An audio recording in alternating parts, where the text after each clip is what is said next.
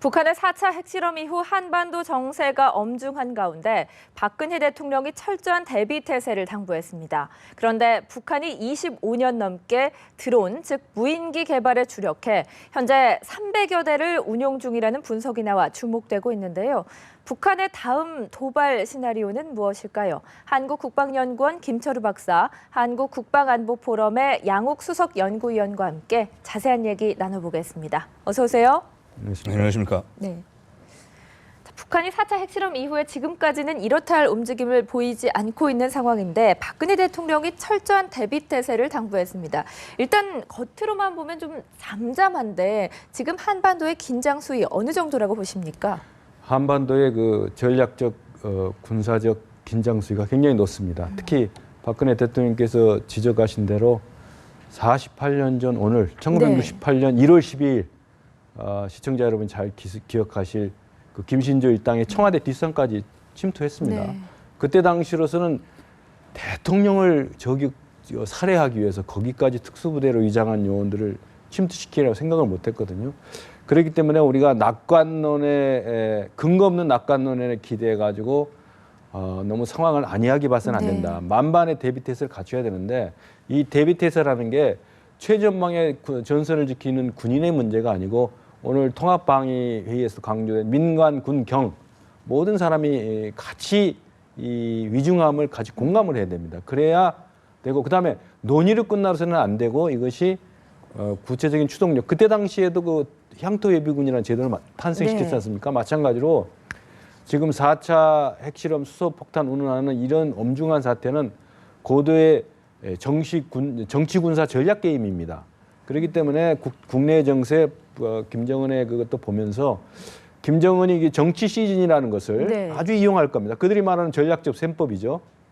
그래서 논란과 혼란을 야기시키는 이 사이버 테러도 이런 징후가 벌써 나타나고 있고 또 다양한 그 대한민국의 경제 사회적 혼란을 부추기는 그런 명백한 도발도 아니고 그렇다고 누구 혐의 안 두기도 많아요. 그래서 이제 심리전 도발도 전단을 통해서 하고 있지 않습니까? 야 그거 뭐 포 쏘지 않는다 하면 그게 큰 게 아니지 않느냐 이렇게 오판할 수 있는데 그걸 포함해서 어쨌든 그 7차 당대회가 있기까지 자기의 군사적 업적을 쌓고 대담성 결국은 이것이 전반적으로 보면 북한 체제의 자충수인데 전략적 오판인데 그럼에도 불구하고 일시적으로 어떤 그 국민들을 체제 결속하는 그 효과 때문에 엉뚱한 결정을 자꾸 내리는 거거든요.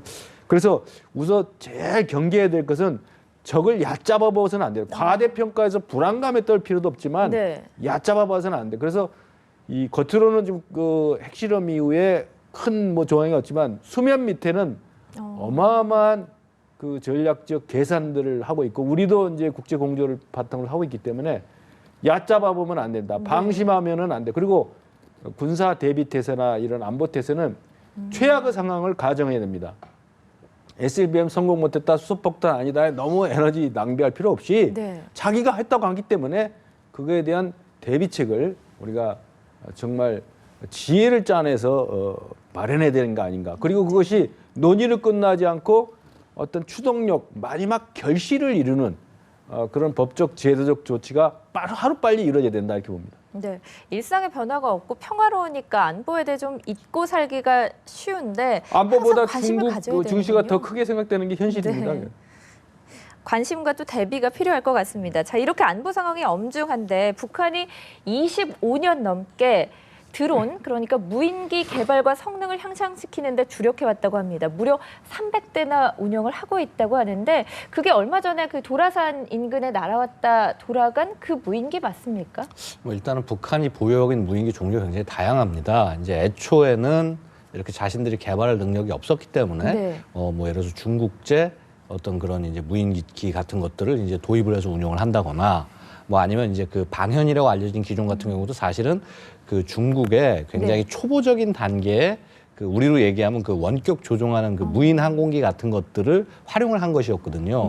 그래서 지금 뭐 300여 대 정도 뭐 보유하고 있다, 많이 가지고 있다라고 하는 것이 사실은 좀 약간 좀 낮은 단계의 이제 기종이었고, 근데 그 이후에 북한이 좀 제대로 된 것들을 갖추기 시작을 합니다. 그래서 뭐 예를 들어서 굉장히 고속으로 이렇게 로켓처럼 생겨가지고 비행을 할 수 있는 뭐 레이즈라든가 VR3 레이즈라든가 아니면 그 이후에 예를 들어 푸첼라나 쉬멜과 같은 그런 러시아제 최첨단, 그러니까 실시간으로 영상을 보낼 수 있는 그런 장비들을 활용을 하고 있고, 실제 그 연평도 포격 때 이러한 그 무인기를 활용한 것이 아니냐 그런 얘기도 있습니다. 근데 이제 거기서 북한이 한 발 더 나아가서 이제 이제 자체 기종까지도 이제 지금 개발을 하고 있습니다. 이렇게 실시간 영상 전송이 가능한. 그래서 지금 이제 그 아까 말씀하신 요지는 과연 그 재작년에, 그러니까 이 청와대 쪽을 정찰하고 갔던 소소형 무인기랑 이번에 도라산 쪽에 나타났던 무인기가 같은 거냐? 같지가 않습니다. 왜냐하면 이전에 보냈던 것들은 뭐 약간 모양도 뭐 가오리처럼 생기기도 하고 굉장히 좀 조그만 초소형 무인기 아니었습니까?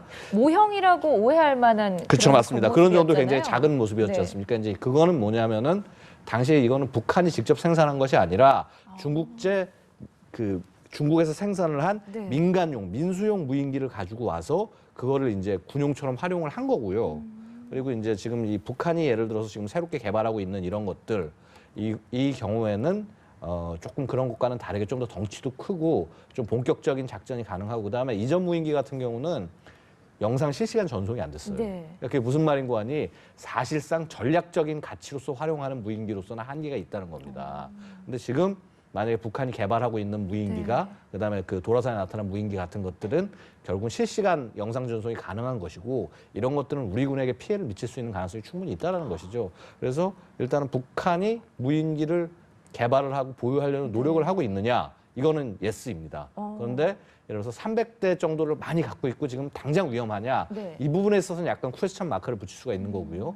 근데 이제 다만 당장 지금 북한이 그렇게 충분한 숫자나 어떤 전력을 갖고 있지 못하다고 그래서 미래에도 그럴 것이다 라고 생각하는 거는 굉장히 오판이다.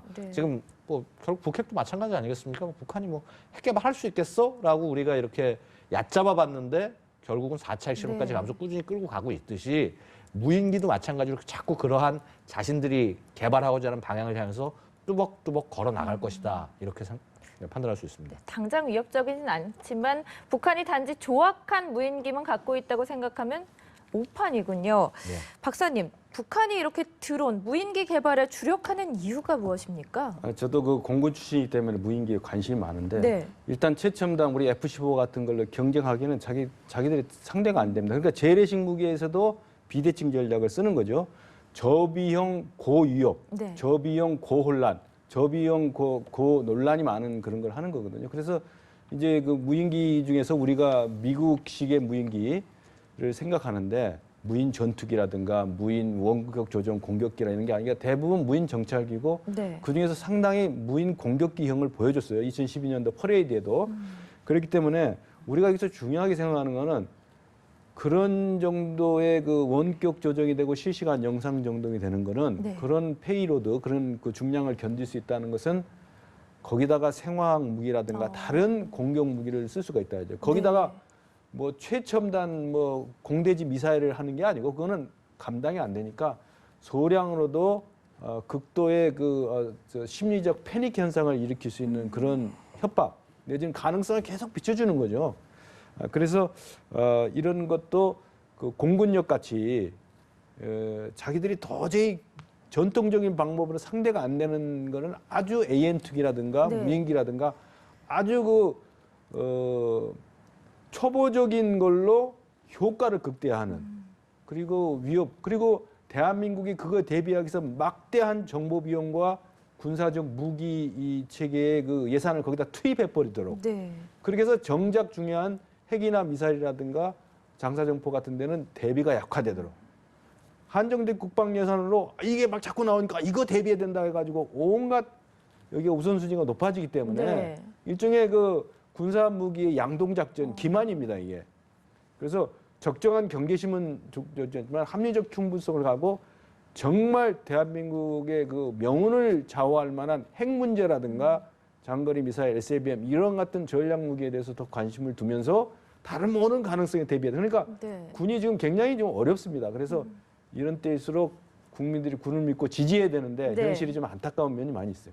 김 박사님께서 지금 잠깐 언급해 주셨지만 북한은 이미 화학무기, 탄저균, 천연두 같은 뭐 생물학 작용제를 보유 중이라는 건 뭐 다 알려진 사실인데 드론에 이걸 또 실어서 보낼 수가 있다는 건가요?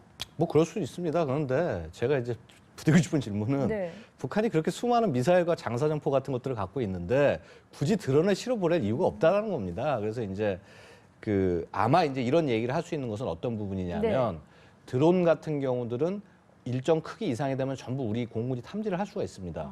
다 이제 레이더 같은 것들이 있고 일정 크기 이상이 되면은 이번에도 탐지를 했었죠. 이번에 탐지를 했죠. 그러니까 그 전번에 보낸 것처럼 초소형, 예를 들어서 1m 정도밖에 안 되는 그런 기체의 경우에는 거의 스텔스기와 마찬가지로 네. 탐지하기 어려운 측면이 있는데 이런 기체는 페이로드, 그러니까 안에 탑재할 수 있는 중량이 얼마가 되지가 않습니다. 그러니까 자기 연료를 빼고 나면 기껏해야 뭐 1kg, 2kg 정도의 그 분량을 집어넣을 수가 있는데 그럼 거기에 넣을 수 있는 게 뭐냐? 조그만 양이 들어와서 위험을 할 수 있는 게 뭐냐 생각을 해보니까 예를 들어서 뭐 생물학 무기나 화학 무기다 이제 이런 얘기가 나오는 것인데 이게 있습니다. 화학 무기는요. 네. 대량의 많은 양을 떨궈야지 이게 정말 치명적인 그 어떤 피해를 입히는 거고 그다음에 그것이 기상 조건이 맞아야지 이렇게 사람들에게 그 네네. 피해가 많이 갑니다. 생물학 무기 같은 경우는 미사일이나 이런 걸로 해서 하면은 그 균 자체가 죽을 수가 있습니다. 만약에 불에 타버리거나 하면 큰일 나기 때문에 결국 뭐냐면 얘는 살포를 해야 되는데 그런 용도로 해서 쓴다면 쓸 수는 있겠으나 네. 그거를 위해서 무인기를 사용하는 건 굉장히 바보 같은 짓이다.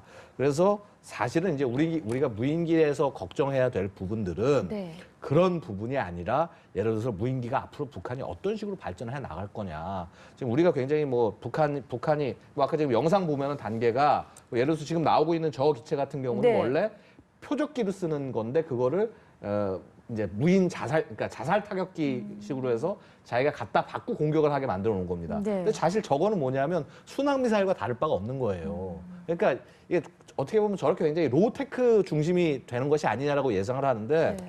그게 아니라 당장 지금 중국 같은 경우는 미국의 그 프레데터 무인기 같은 것들을 그 흉내낸 기종을 굉장히 싼 가격에 만들어내가지고 팔고 있습니다. 이라크군이나 지금 사우디군 같은 데 들어갔어요. 그럼 그런 것들을 예를 들어서 북한이 기술을 받아서 만약에 실전 배치를 한다.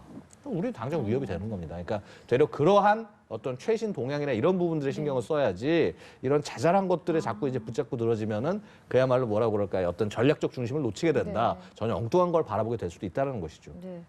전략적 중심으로 한번 가보죠. 미사일 얘기를 좀 해보겠습니다. 자, 예. 그 로버트 게이츠 전 미국 국방장관이 북한이 결국 잠수함 발사 탄도미사일 SLBM 기술을 획득하게 될 것이다라고 했습니다. 예. 양 위원님께서는 무기 전문가신데 이게 뭐 정말 일리 있는 얘기입니까? 이거는 너무나 당연한 얘기인 것이요. 그런가요? 그러니까 왜냐하면 한 나라가 핵무장을 보유해 나갈 때 네. 어떤 단계를 밟아 나가나 보면 되는데 지금 북한이 하고 있는 핵무장의 방식은 중국 것을 그대로 따라가고 있습니다. 뭐냐면 중국은 이 모택동 시기에 네. 경제보다는 핵무장이 우선이다. 핵무장을 우선으로 해서 가장 중시해 나갔고 그다음에 핵무장이 어느 정도 되고 자신들이 전력이 강화되고 난 다음에 이제 네. 모택동 사후이기도 하지만 그 다음에 이제 소위 경제 같은 것들을 신경 써서 나가는 방식이거든요. 당연히 북한도 그런 방식을 따라갈 수밖에 없다는 겁니다. 근데 그때 모택동이 이런 핵무기를 개발해 나갈 때 굉장히 중시했던 것이 뭐냐면 바로 SLBM이었습니다.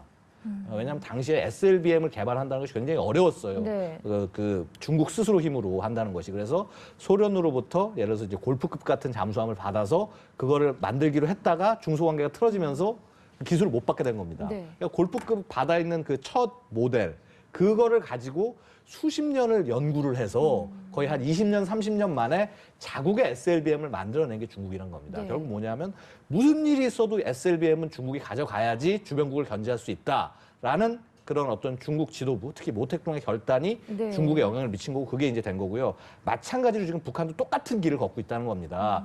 예, 북한이 갖고 있는 무기체계, 뭐 지상에 무슨 뭐 ICBM 갖다 놓고 뭐하고 하더라도 결국 초토화될 수밖에 없지 않습니까? 그렇다고 한다면 소위 말해서 주변국에게 위협을 가하기 위해서는 SLBM이 답이다. 그럼 SLBM의 개발을 위해서는 물불을 가리지 않을 것이다. 라는 것이 당연한 그거는 관측입니다. 근데 네. 그러면은 뭐 아까 지금 보도에서 나왔지만 지금 저 나온 그 영상은 과연 네네. 무엇이었냐. 되게 간단합니다. 그 영상이라는 것은 다른 게 아니라 그 보면은 그 영상이 나온 맥락을 봐야 되는데 그 영상 나온 맥락은 그 이제 작년 12월에 네. 김정은이 현지 지도하는 그 영상에 이제 나온 장면이고 거기에 끝부분에 나왔다는 겁니다. 네. 영상의 본 내용으로 나온 게 아니라 끝부분에 나왔다는 거는요. 사실 실제 그러니까 12월에 있었던 일이 아닐 가능성이 높다는 거예요. 아. 그 다음에 미사일 발사가 각도가 이렇게 굉장히 안정적으로 올라갔다라고 네. 하는 것은 사실 보면은 그 북한이 지금 현재 보유한 잠수함 기술을 가지고는 미사일을 그렇게 안정적으로 쏠 수가 없습니다. 결국은 그래서 이제 그때도 제가 이제 드렸던 말씀이 얘는 잠수함에 쏜 게 아니다. 바지선에서 쐈을 거다. 바지선에서 쏜 것을 예전에 쐈던 것을 그 영상을 다시 꺼내 쓰든가 네. 아니면 이번에 훈련을 그러니까 시험을 한 건데 잠수함이 이제 11월에 깨졌다는 얘기가 있지 않습니까? 마치 깨지지 않은 것처럼 완전한 것처럼 보여주기 위해서 그런 것이다. 그래서 네. 지금 현재 북한이 어떤 그런 방향을 향해서 열심히 가고 있는 건 맞고 근데 현재 그 능력이 있냐? 아직은 아니다. 근데 그렇다고 해서 절대 안심하면 안 된다. 이렇게 정리할 수 있겠습니다. 네.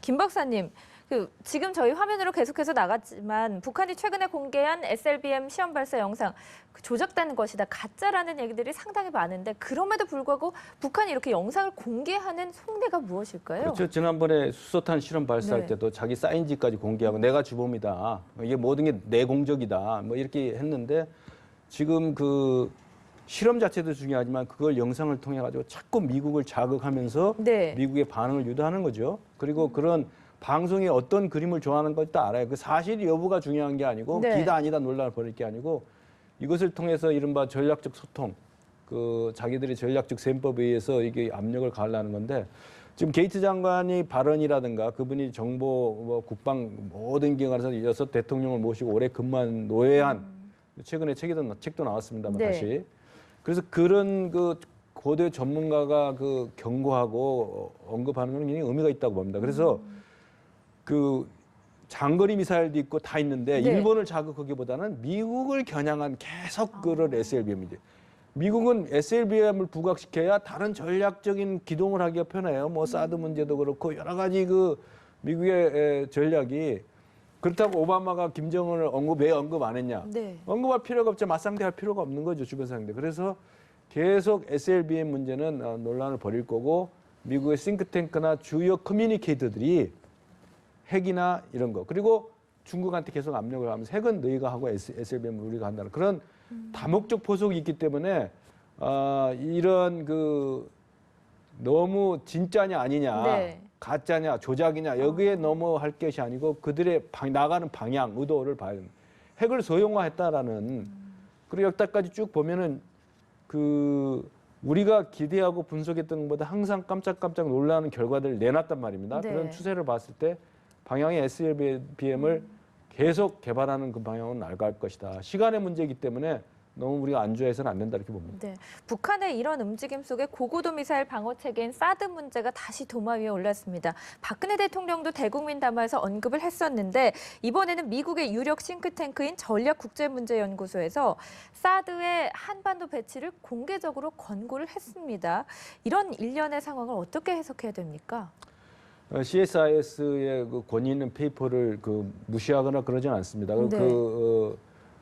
정책적 함의가 있긴 한데 우리가 대한민국을 안보에 지키면서 우리가 알아도 대한민국 북한을 더 잘하는데 너무 미국의 싱크탱크 뭐 누가 뭐 얘기했다 그래서 뭐 거기에 확 쏠리고 하는 쏠림 현상은 그건 안 좋다고 네. 봅니다. 이거는 우리 머리에 있는 우리의 핵의 문제입니다. 그렇기 때문에 미국의 국가 이익이나 그러니까 한미 동맹이 중요하게 하지만은 네. 이런 문제에 있어서는 우리가 보다 지금 그 국제적 공제를 이루어야 하는 이런 대북 제재 국면에서 다른 전략적 그 파장도 고려해가면서 신중하게 접근하는 거. 네. 그러나 우리의 대비는 사드서부터 바다 밑까지 그리고 좌우로는 뭐 동해안 서해안까지 완전히 입체적으로 또 대상은 군인만 하는 게 아니고 국민부터 모든 사람이 다 여기에 관심을 갖고 힘을 보태주는 입체 종합 기동이랄까 뭐 그런 쪽으로 나가야지 네. 어느 연구소에서 무슨 뭐 발표했다 그래서 그게 맞는가 보다 이렇게 할 필요는 없다고 봅니다. 네. 그러니까 일단 그게 뭐냐면은 이 CSIS가 한 페이퍼가요. 그러니까 미국의 그 재균형 정책 전략이 지금 제대로 작동을 하고 있느냐, 그다음에 이것이 소위 미국의 동맹국들 입장에서 봤을 때 어떤 일을 해야 되고 네. 뭐가 부족하냐 그 부분에 대해 진단을 하는 것이 이제 이 페이퍼의 목적이었습니다. 근데 보고 있으면 이제 그 페이퍼에 나온 그 나라의 순서를 보면은 네. 그 전략적인 중요도가 보여요. 그게 어떻게 보면 일본이 제일 먼저 나오고 그다음에 우리가 나오고 호주가 나오고 쭉 이런 식으로 나갑니다. 그러니까 일단은 이제 그런 결국 이제 어떤 미국의 재균형 정책에 있어서 중요한 파트너 중에 하나가 일본이기 때문에 그건 당연한 것이고요. 그다음에 그만큼 한국에 대한 정책적 우선순위가 있다라는 것도 우리가 이제 인지를 해야 될 부분인데 네.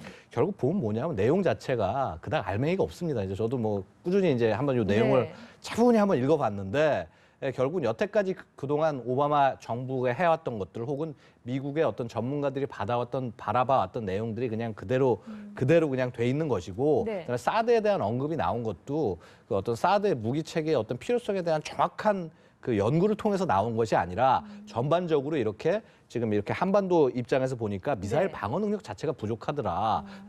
대한민국이라는 나라 스스로의 능력도 부족하더라. 그래서 그렇기 때문에 이런 부분에 있어서 빨리 사드라는 체계를 배치를 해서 그러니까 어떤 중국이나 혹은 이제 중국의 논란도 있고 네. 대한민국 내부의 여론에 문제가 있는 것도 알긴 알지만 하여튼 빨리 배치를 하는 것이 동맹국의 안전을 지키는 데서 중요한 일이다라는 것이 결론이었습니다. 그래서 이제 이 부분에 있어서는 뭐 당연히 이제 어떤 미국 내부에 좀 약간 뭐라 그럴까 어떻게 보면 전문성이 그렇게 좀 확 드러나는 걱정은 아니지 모르겠으나 약간은 좀 정치적인 그런 걱정이라고 보시면 될 것 같고 네네. 근데 이제 그 과정에서 보면 이제 그 내용이 있습니다. 보면은 한국이 뭐 사드와 같은 체계를 개발하는 데 있어서는 수십 년의 시간이 걸리기 때문에 그렇기 때문에 빨리 이런 사드를 배치할 필요가 있다라는 것이 논거 중에 하나인데, 그러니까 바로 그런 면에서 이 CSIS의 페이퍼 자체가 좀 이 부분에 있어서는 연구가 좀 별로 많이 안 하고 얘기를 하고 있구나라고 말을 하는 겁니다. 네. 왜냐하면 우리가 지금 이제 예를 들어서 준비를 하고 있는 LSM 같은 무기 체계들 같은 경우는요 이미 십수년 전부터 개발을 시작해온 그런 것들입니다. 그래서